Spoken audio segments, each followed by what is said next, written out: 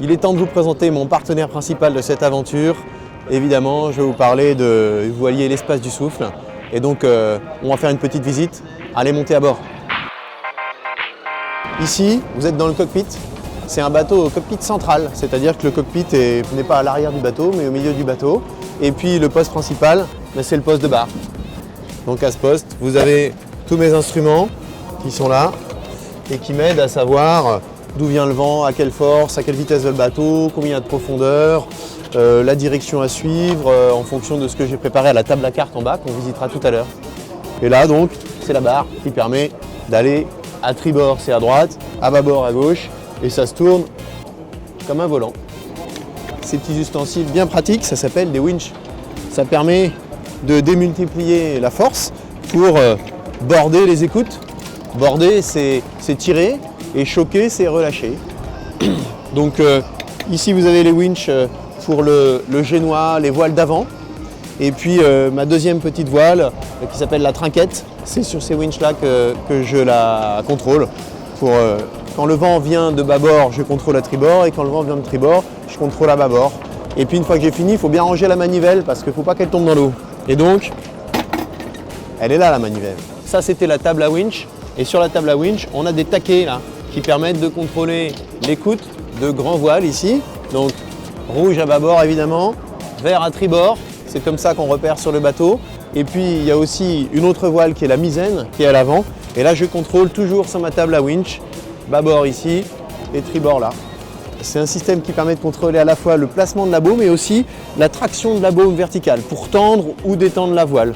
Plus il y a du vent, plus il faut tendre. Et quand il y a moins de vent, on laisse la voile se gonfler plus. Et donc on laisse la baume, qui est cette partie-là, remonter plus en fait. Et maintenant, on va devant. C'est là où je passe la partie la plus dangereuse à bord. C'est-à-dire qu'à l'avant, c'est là où ça bouge le plus, où on prend les paquets de mer dans la figure. C'est là où je dois endrailler les voiles en fait. Quand je veux changer de voile, je dois accrocher la voile, ça s'appelle endrailler, sur l'étai ou sur l'étai avant. Et puis sinon la décrocher. Donc c'est la partie où il faut vraiment faire très attention. Et on est toujours accroché du coup à ce qu'on appelle la ligne de vie. Voilà. On a un bout qui nous tient à la ligne de vie en continu.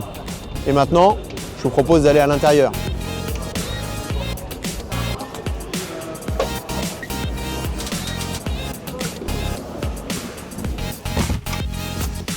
Et nous voilà au calme à l'intérieur. L'endroit le plus important, après le poste de bar qui était en haut juste ici, c'est la table à cartes. Donc voilà, c'est ici, debout comme ça, que j'ai accès à mes deux ordinateurs, l'ordinateur qui donne la route, et puis qui est là, et puis l'ordinateur pour communiquer avec l'extérieur, recevoir la météo, parler aussi avec l'organisation de la course. Voilà. J'ai aussi tout ce qui est VHF, voilà, pour communiquer aussi avec les autres bateaux qui sont à proximité. Alors, le coin sécurité, protection du marin, mon harnais autogonflant qui, si par malheur je tombe à l'eau, se gonflera tout seul, qui est bourré de balises aussi pour prévenir les secours. J'ai le harnais dont je vous parlais tout à l'heure qui s'accroche sur la ligne de vie, voilà, qui est directement au harnais.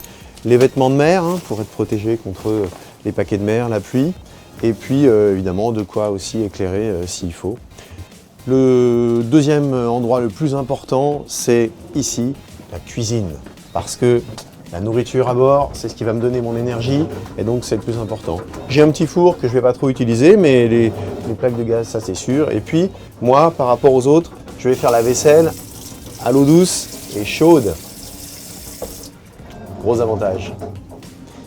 Enfin derrière, si on continue, il y a une cabine supplémentaire. Voilà, vraiment, on peut dire que je ne manque pas d'espace, je ne manque pas de couchage, mais a priori, ce sera plutôt du rangement dans cette cabine. On retourne dans le carré, c'est là où je vais dormir. Donc, si le vent vient de tribord, c'est-à-dire si le bateau gîte vers bâbord, je dormirai à bâbord. Et l'inverse, si le vent vient dans l'autre sens. Voilà, je suis désolé, il y a quelques affaires parce qu'on est encore en préparation, mais ce sera ici. Et puis il y a encore deux cabines dans ce bateau, tribord-bâbord, 3 places de chaque côté. Ce qui va me distinguer aussi des autres bateaux, c'est que j'ai des toilettes, une douche, voilà. Et j'emporte 1000 litres d'eau douce hein, pour, en plus de ma vaisselle, pouvoir me laver moi à l'eau douce. Et enfin, on termine par la dernière, et c'est là la soute à voile, où il y a entreposé toutes les voiles nécessaires. Voilà, je vous ai présenté mon partenaire principal, bateau l'Espace du Souffle. On se retrouve à partir du 1er novembre pour les messages quotidiens pour arrêter de fumer, et puis pour le grand départ de l'aventure le 4 novembre. Voilà, et surtout, donc rappelle-toi que le souffle est en toi.